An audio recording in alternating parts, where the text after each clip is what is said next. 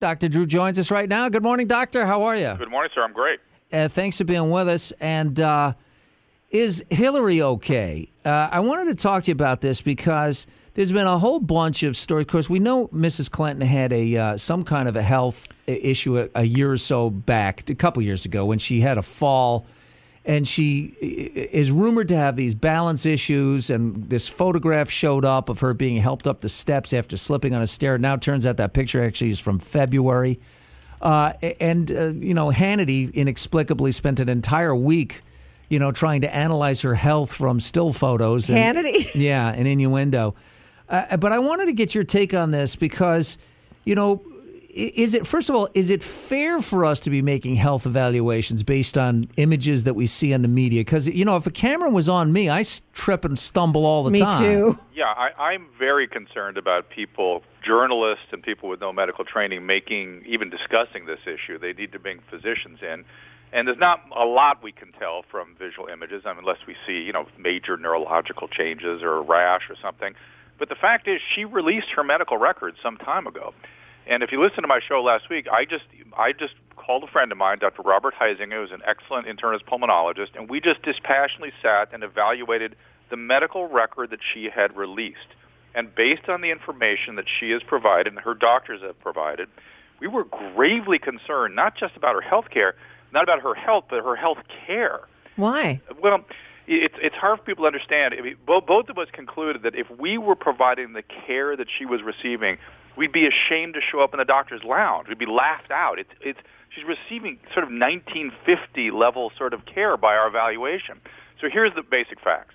And by the way, before I launch into it, I don't know if you saw the New York Times this morning, but the science section has a front page article about the so-called Goldwater rule, where psychiatrists are being urged from an ethical perspective not to, quote, psychoanalyze political figures or people that they don't have a chance to evaluate. In that, they're saying that this thing needs to change. It may be even our ethical obligation to evaluate leaders. And there's a giant difference between, quote, psychoanalyzing somebody and looking at medical symptoms that are apparent as a result of people's behavior. That's very different than saying trying to derive deep notions about their psychological sort of constructs, as opposed to, hey, that person looks depressed or that person looks manic. Well, there are people calling for saying that Trump needs a mental exam. Yeah, Karen Bass, the former state assembly speaker, wants legislation passed. You can't say he's a malignant narcissist because he maintains relationships. That's the only thing we can say at a distance. People flee malignant narcissists. They don't want to be around them. Well, they do unless they have $1 billion. Because people will stay tethered. They will stay tethered to people who are paying them. Children of malignant narcissists aren't well put together and aren't inclined to be around their fathers, believe me. But he does have pressured speech, and he has trouble editing his speech, and he seems to have boundless energy, and he says he only sleeps 4 hours a night. Mm-hmm. Well, I don't know Mr. Trump, but if I were adding that score up, I'd say, that's hypomania. Maybe he's got a little hypomanic stuff going on. And by the way, this article in the New York Times points this out too. All these things we say are not pure pejoratives. If somebody were the president, I kind of want them to be hypomanic because the problem is the risk is they could flip into mania or say things they shouldn't say, as we're sort of seeing here. But let's go back to Hillary. So we took a look at her record, and here are the basic facts. She had 2 episodes of what's called deep venous thrombosis, common problem, blood clots in the leg. She also has hypothyroidism. Now, she's being treated for hypothyroidism with something called Armour thyroid, which is very unconventional and something that we used to use back in the 60s. And both he and I went, that's weird. And by the way, wow, Armour thyroid sometimes has some weird side effects. Oh, well, okay. So she goes on Coumadin. That's weird because Coumadin really isn't even used anymore. Now we use Eliquis or Xarelto, things like this. Certainly the presidential candidate would get one of the newer anticoagulants. Then she falls, hits her head, and as a complication of that has something called a transverse sinus thrombosis. This is an exceedingly rare clot. I've only seen one of these in my career, which is a clot in the collecting system for the cerebral spinal fluid. And it essentially guarantees that somebody has something wrong with their coagulation system. Well, she's had 2 clots, a transverse sinus thrombosis. What's wrong with her coagulation system? Has that been evaluated? And oh, by the way, Armour thyroid associated rarely with hypercoagulability. So the very medicine the doctors are using may be causing this problem, and they're using an old-fashioned medicine to treat it. What is going on with her health care? It's bizarre. I got to tell you, look, maybe they have reasons, but at a distance, it looks bizarre. We're talking with, of course, Dr. Drew, who is heard every day on this very radio station and on HLN on your TVs, and you can follow him on Twitter at Dr. Drew.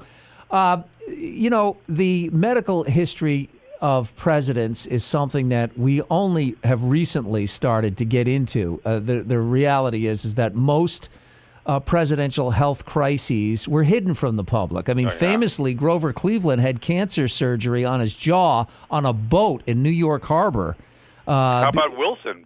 Had a stroke, right? And they basically just kept him in the White House, and his wife ran the country for 2 years. That's right.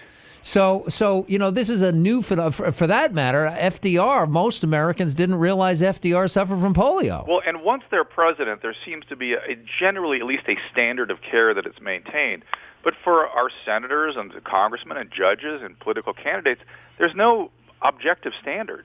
We have no reassurances of them getting even moderate care. They get what they get, and it just seems to he and I that there ought to be some sort of standard for people that are going to lead the country or are going to be making these important decisions.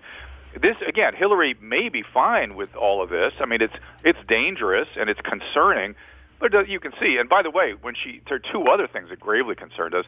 When she hit her head, she had to wear these prism glasses when she came out. Right. That is brain damage, and it's affecting her balance. Now, clearly, it hasn't affected her cognition, but tell us a little more about that. That's profound. And then number two, when they screened her for heart disease, again, they did an old-fashioned screen. It just seems like she's getting care from somebody that she met in Arkansas when she was a kid.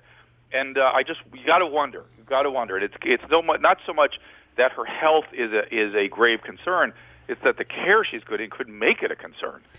Well, it's fascinating, and I know that there's a whole industry that has arisen out of analysis of people that by proxy, if you will, or it's medical analysis and even psychological analysis. Well, and from my perspective, I definitely agree that we shouldn't be doing deep analytical, concluding anything except sort of saying, in cases like this, and here's how we'd evaluate it, and here's our concerns. It's hard to conclude anything. It's, by the way, even harder to say that that's a liability as opposed to an asset, whatever particular condition we're looking at.